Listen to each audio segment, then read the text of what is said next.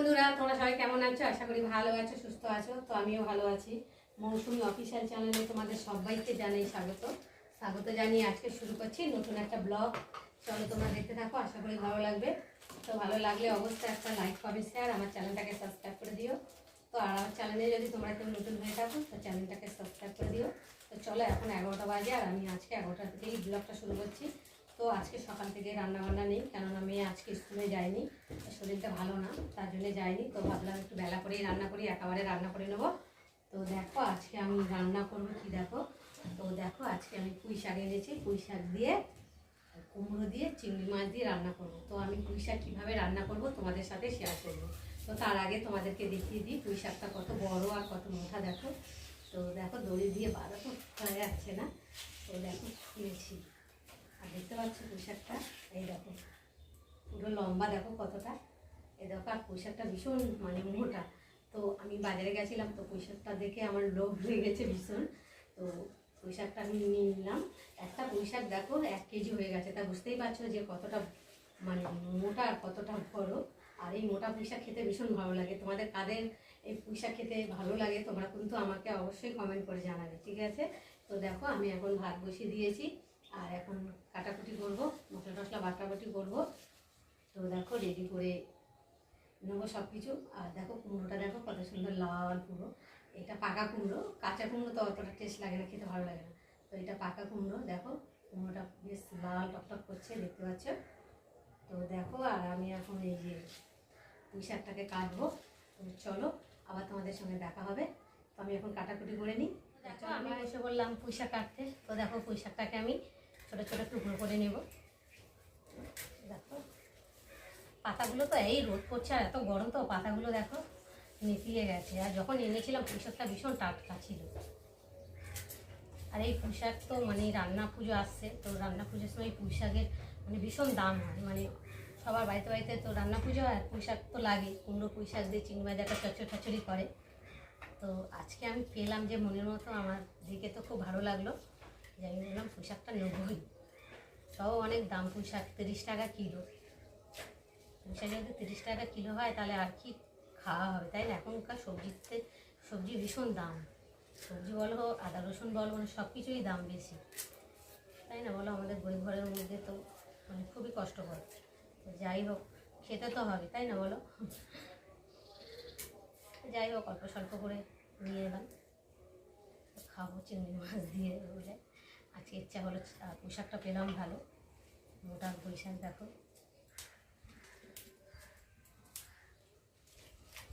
আর এমনিতে মানে পুঁই শাক তো মানে খুব গ্যাস হয়, পুঁই শাক জিনিসটাই খুব গ্যাস হয়, কেননা আমার তো গ্যাসের সমস্যা। তো যাই হোক, খেতে ইচ্ছে করেছে যে গেলে খাবো। তো খাওয়ার আগে একটা গ্যাসের ট্যাবলেট খেয়ে নেবো, তারপর খাওয়া দাওয়া করবো।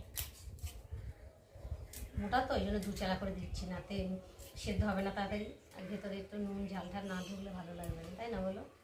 ওই জন্যে আমি 2 চালা করে দিচ্ছি।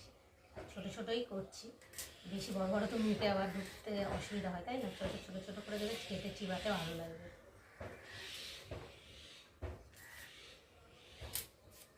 ভাতটা পুরো মানে ফুটে গেছে, কোনো কিছু জোগাড় করিনি, আগে ভাতটাই বসিয়ে দিলাম। কাটাকুটি করবো, মশলা করবো অনেক। চলো বন্ধুরা আমি কেটে নেবো, কুমড়োটাও নিয়ে নিই। কুমড়ো চিংড়ি মাছ পুঁই শাক তো জমে যাবে আজকে খাওয়াটা, তাই না? কুমড়োটাও লাল লাল আছে, দেখতে পাচ্ছ।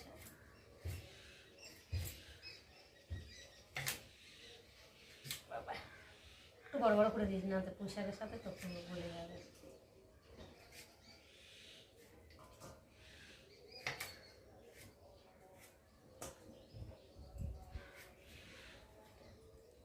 পুরোটাই দিয়ে দিই।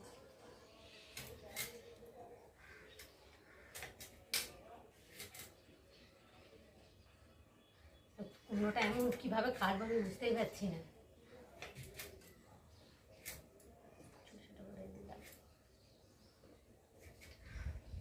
পুঁই শাকের মধ্যে তো চুল টুল বেশি পাওয়া যায় শাকসবজির মধ্যে, তাই না বলো?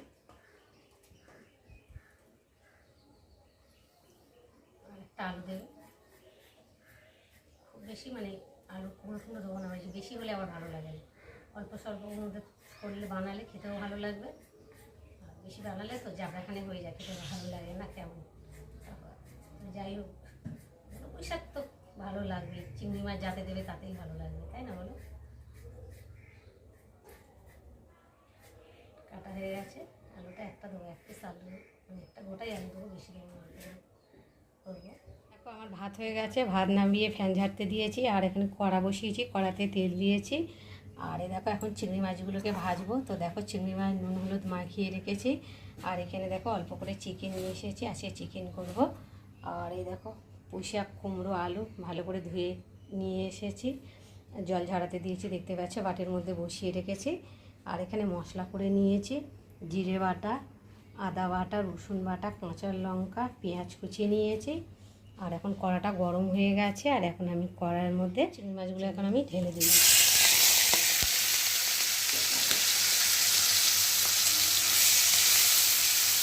চিংড়ি মাছটাকে ভালো করে ভেজে নেব। তো চিংড়ি মাছে দেখো উপরে যে খোলাটা থাকে, সেই খোলাটাকে ছাড়িয়ে নিই, কেননা খাওয়ার সময় না বাজে লাগে, চটচট করে কেমন যেন একটা হয়। তো তার জন্য দেখো আমি ভালো করে চিংড়ি মাছটাকে ছাড়িয়ে নিয়েছি। তো আমি নিয়েছিলাম 400 চিংড়ি মাছটা, দেখো কেটে কুটে বাদ খাদ দিয়ে কোনটাখানি হয়ে গেছে দেখতে পাচ্ছ। তো চিংড়ি মাছ জানো যে কেটে ব্যাস মাথা ফাতা ফেলে খোসা ফেলে দিলে একটুখানি হয়ে যায়। তো চিংড়ি মাছ ভাজা ভাজা হয়ে গেছে, আর এখন আমি চিংড়ি মাছগুলোকে তুলে নেব।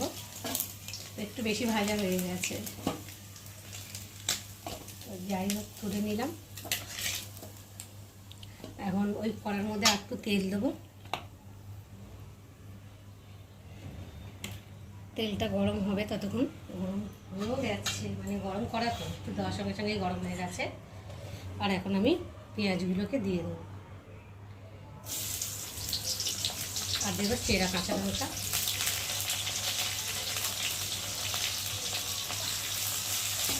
পাঁচফোড়ন দিলে ভালো হতো, আর দিয়ে পাঁচফোড়নটা আর দিলাম না, আজকে পেঁয়াজ দিয়ে আমি বানাচ্ছি। তো পেঁয়াজটা একটু ভালো করে হয়ে গেছে। এখন আমি নুন দেবো, আর দেবো হলুদের গুঁড়ো, আর দেবো জিরে বাটা অল্প করে দেবো, আর একটা তরকারিতে দেবো, তো তার জন্য অল্প করে দিলাম। আদা বাটা দিয়ে ভালো করে কষিয়ে নেব।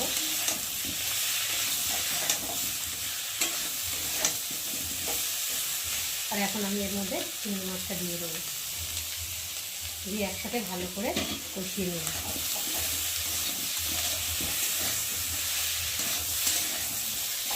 এখন হয়ে গেছে, আর এখন আমি পুঁই শাকটা ঢেলে দেবো। ভালো করে পুঁই শাকের সাথে মশলাটাকে ভালো করে কষিয়ে নেব।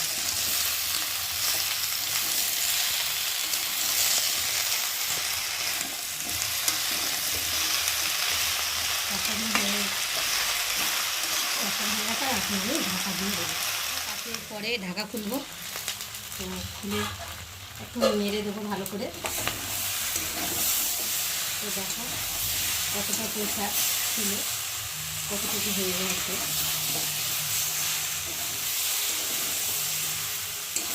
ভালো করে নেড়ে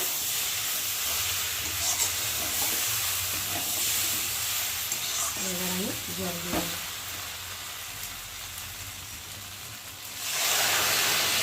বেশি করে দেবো, কারণ আমার ডাটা তো একটু সেদ্ধ হতে সময় লাগে।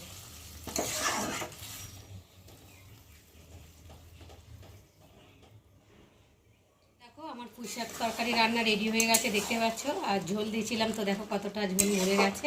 আর এখন শুকনো শুকনো করে ফেলেছি। আর নামাবার আগে একটু চিনি দেবো, চিনি দিলে কি আর স্বাদটা হয়, আর নাটার ভিতরে মিষ্টি মিষ্টি হয়, তা খেতে ভালো লাগে। দেখো আমি দিয়েছি, আর এখন ভালো করে নেড়ে নেব। চিনিটা দিয়েছি তো, আর আমাদের চিনিটা একটু মোটা মোটা চিনির দানা, ওই জন্যে ঢাকা দিয়ে চিনিটা যাতে গলে যায় ভালো করে নেড়ে নিয়েছি।